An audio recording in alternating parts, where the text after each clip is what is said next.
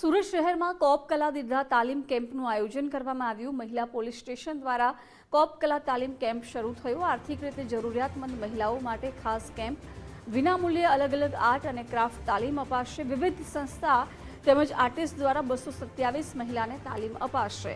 15 artist અને નિષ્ણાતો દ્વારા તાલીમ આપવામાં આવશે। તાલીમ બાદ પોતાની પ્રોડક્ટ વેચાણ માટે ફ્રીમાં સ્ટોલ આપશે। પોલીસ કમિશનર દ્વારા તાલીમ કેમ્પને ખુલ્લો મૂકવામાં આવ્યો છે। Handwork, raisin art, handmade jewellery तालीम अपाशे।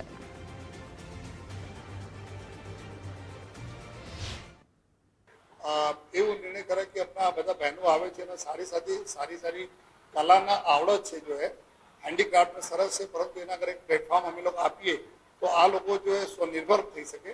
એને ધ્યાનમાં રાખીને જો આ એક વર્કશોપનું આયોજન કરવામાં આવ્યા, જેમાં આપણા શહેરના જો 15 સારા જો ઇન્સ્ટ્રક્ટર જો ટીચર છે આ લોકોને લઈને અને ત્યાર સુધી કુલ 227 બહેનો આ બધા અલગ અલગ સમય જો એમના વર્કશોપમાં ભાગ લઈને જો આપણા પોતાના જો એના જો કલા કુદરત આપી છે એના દ્વારા જો નિર્મિત જો હેન્ડીક્રાફ્ટના આઇટમ્સ એના લઈને જો આજે એક એક્ઝિબિશન પહેલી સ્ટાર્ટ કરવામાં આવેલા છે। જો